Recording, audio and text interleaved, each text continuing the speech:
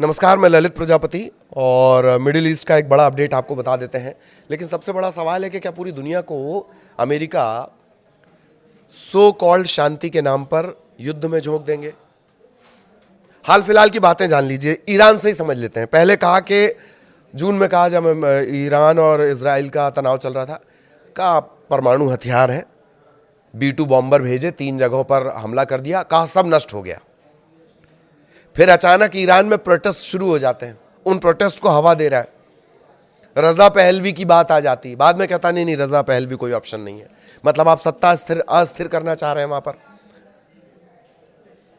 फिर कहते हैं कि देखो फांसी दोगे अगर प्रोटेस्टर्स को तो हम तो हमला कर देंगे। दूसरी बात, फिर तीसरा विरोधाभास, चर्चा प्रोटेस्ट पे होनी थी, न्यूक्लियर प्रोग्राम पर होनी थी। फिर कहा कि चलो न्यूक्लियर प्रोग्राम को लेकर चर्चा करेंगे, भैया हथियार मत बनाओ। और अब ये कहने लगा कि सुनो मिसाइल भी मत बनाओ, 200 किलोमीटर की बनाओ, 2000 किलोमीटर वाली मत बनाओ। फलस्तीन से संबंध तोड़ दो। बातचीत की टेबल पर बैठे हैं,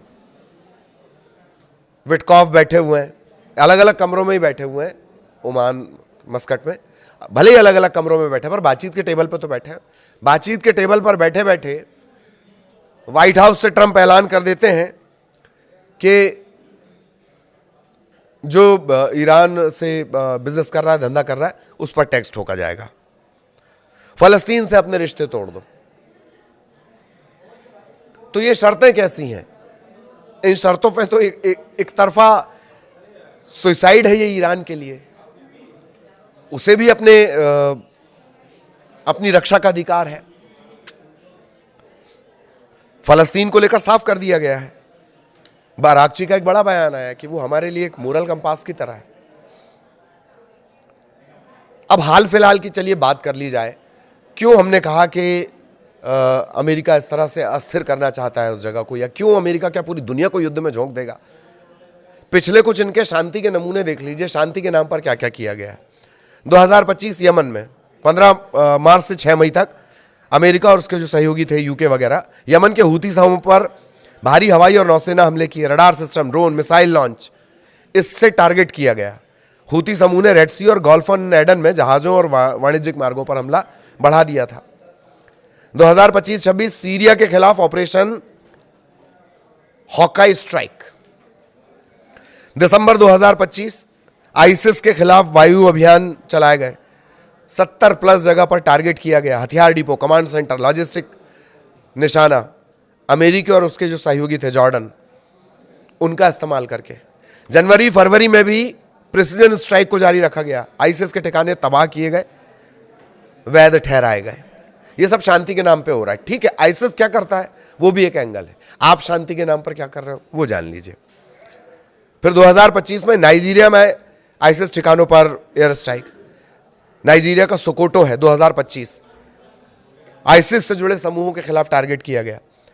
2025-26 ड्रग तस्करी के जो नाव और जहाज थे उन पर स्ट्राइक किया गया। 2025 के से लगातार जो अभी भी ऑपरेशन चल रहा है, ड्रग तस्करी में लगे जहाजों को निशाना बनाया गया, कैरेबियन सागर और पूर्व प्रशांत मार्ग पर कई नाव उड़ा दिए गए, दर्जनों लोग मारे गए। जनवरी 2026 वेनेजुएला में सीधा सैन्य हस्तक्षेप, वेनेजुएला में सीधा सैन्य हस्तक्षेप। तेल का भंडार है ना उसके पास, खराब है वो तेल पर भंडार तो है। वेनेजुएला की राजधानी क्याराकास में बड़ा सैन्य संचालन किया, राष्ट्रपति निकोलस मादुरो पत्नी को गिरफ्तार कर लिया गया। जो स्पेशल डिफेंस है अमेरिका के, वो दस्ता गया था। ऑपरेशन एब्सोल्यूट रिजॉल्व, ये इसका नाम दिया गया। ऑपरेशन के नाम बहुत अच्छे अच्छे देता है। कई सैन्यकर्मी, स्थानीय सैनिक, कुछ नागरिकों की मौत हो गई। 2026 ईरान अमेरिका तनाव और सैन्य हमलों की लगातार धमकियां। फरवरी 2026 F-13 लड़ाकू विमान ने ईरान का शाहिद 139 ड्रोन गिरा दिया। यूएसएस अब्राहम लिंकन विमान वाहक समूह के पास कह रहा आक्रामक व्यवहार दिखा रहा था, इसलिए हमने मार गिराया है। पर खबर यह भी है कि बेड़े को इधर से उधर करने की नौबत आ गई थी। सोमालिया में अल-शबाब आईसिस सोमालिया के खिलाफ एयर स्ट्राइक 2025-26। इराक में आईएस अभियान के लिए लगातार हमला।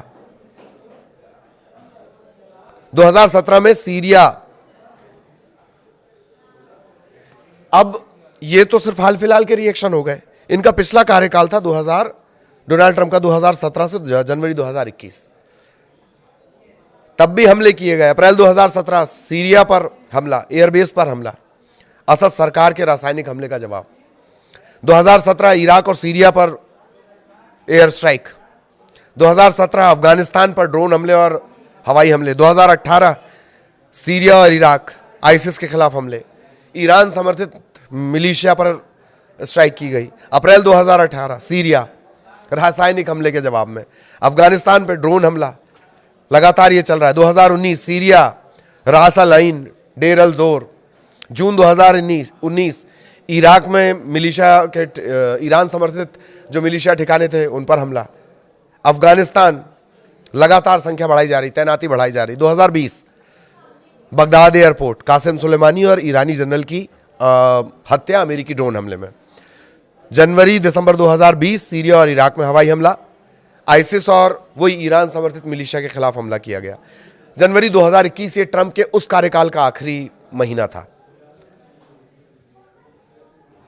तब भी सीमित हवाई और ड्रोन ऑपरेशन लगातार जारी थे। अफगानिस्तान में तालिबान पर एयर स्ट्राइक की गई थी। इराक और सीरिया में हमले जारी थे। ये लंबी चौड़ी लिस्ट है और ये सब किस लिए किया गया? शांति के नाम पर, ताकि शांति कायम रहे। और ईरान को लेकर तो तय ही नहीं कि करना क्या है, उसका परमाणु कार्यक्रम रोकना है। वहां जो प्रोटेस्टर्स हैं उनको फांसी ना दी जाए ये देखना है, या इजराइल की इतनी चिंता है, या फिर वो फलस्तीन को सपोर्ट ना करें, हूती को सपोर्ट ना करें, यमन को सपोर्ट ना करें, इस बात की चिंता है। उसके न्यूक्लियर प्रोग्राम की चिंता है। यही अमेरिका इतनी चिंता किया करता था कि स्मॉल न्यूक्लियर प्रोग्राम की इजाजत भी इसी अमेरिका ने दी थी बराक ओबामा के कार्यकाल में। ट्रंप आकर पहले उस संधि से खुद को अलग करते हैं, फिर वापस जोड़ लेते हैं, और अब कह रहे हैं कि मिसाइलें भी मत बनाओ। मिसाइल बनाओ 100 मीटर वाली, 200 मीटर वाली, घर में चलानी है ईरान को मिसाइल। 2000 किलोमीटर की मत बनाओ, छोटी छोटी मिसाइल बनाओ। तो ये तो बात यही है कि आप चाहते हैं कि ईरान रिटेलिएट करे, युद्ध में कूदे, इसके बाद फिर कहीं और नजर आ जाएगा जहां शांति बहाल करने की जरूरत पड़ेगी। वेनेजुएला में शांति बहाल करने की जरूरत थी। जहां जहां फायदा दिखेगा वहां वहां शांति बहाल करने की जरूरत अपने आप महसूस हो जाती है अमेरिका को। लेकिन क्या यह अस्थिरता दो भागों में, क्या यह अस्थिरता, अग्रेसिव आक्रामकता दो भागों में नहीं बांटेगी? पोलराइजेशन नहीं होगा, ताकत का गलत इस्तेमाल नहीं होगा, और क्या गारंटी है कि पूरी दुनिया को यह युद्ध की आग में नहीं झोंकेगा? इसी बड़े सवाल के साथ नमस्कार।